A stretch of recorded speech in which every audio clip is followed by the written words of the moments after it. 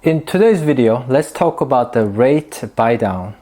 What is rate buy down and whether you should use that in the high interest rate environment like in 2024.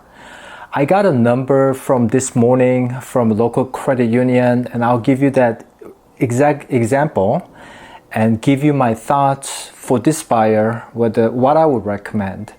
And it's not a clear answer, but it gives you a clear timeline of when that flips over to get that rate buy down or not. So rate buy down is basically you pay upfront to lower the interest rate.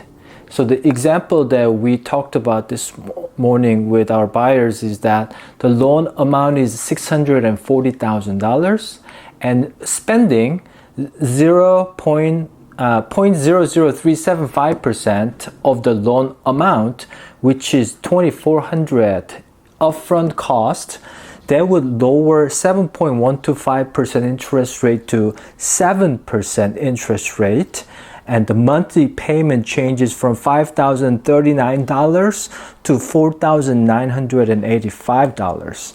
Now that is $54 a month savings and $684 a year savings. It takes 44 months, 3 years and 8 months to break even. Now, but what people don't think about or talk about is the interest savings. Because you are having lower interest rate, you are going to pay less every month on the interest amount of that loan. And during that time, the savings of the interest saving is $2,880-ish.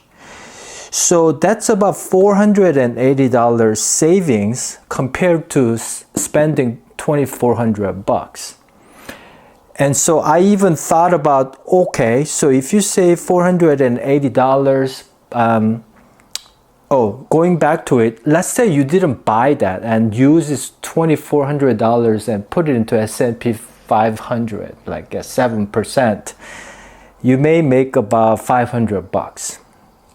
So it's not a huge difference that you should be like sweating over this.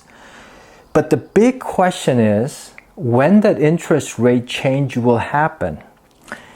In less than 3 years, if the interest rate drops way below 7%, then it might be better to wait and not buy the rate down.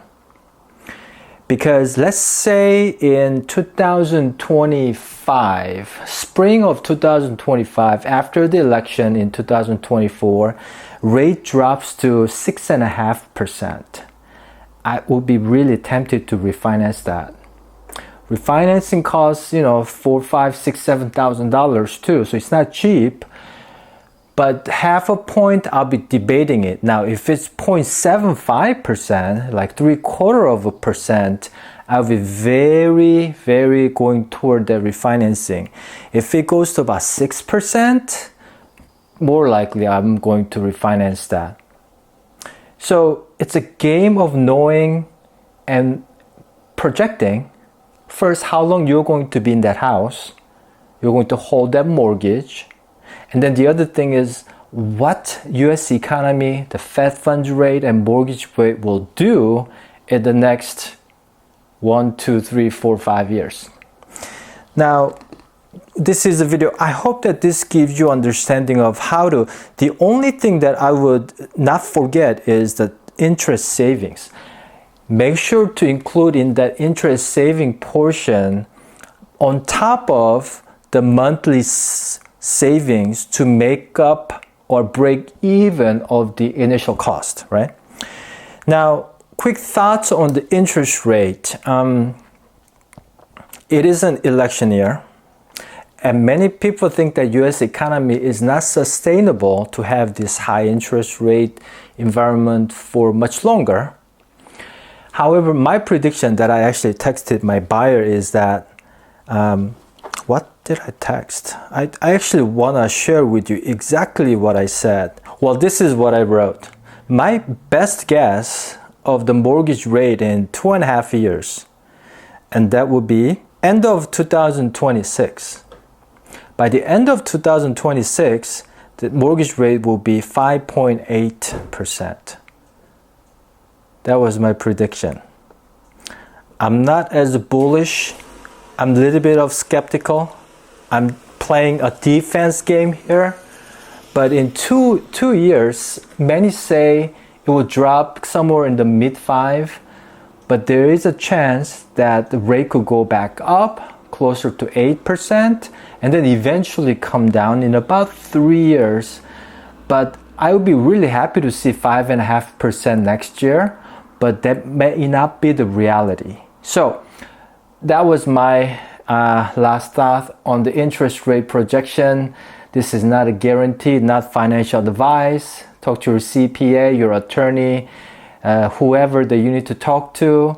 But my prediction in 26 winter or fall, we're going to have like high 5%, 5.8% type of interest. So I hope this helps. If you like this video, please hit that like button and subscribe. That's going to help my channel significantly. And thanks for your support and have a great day.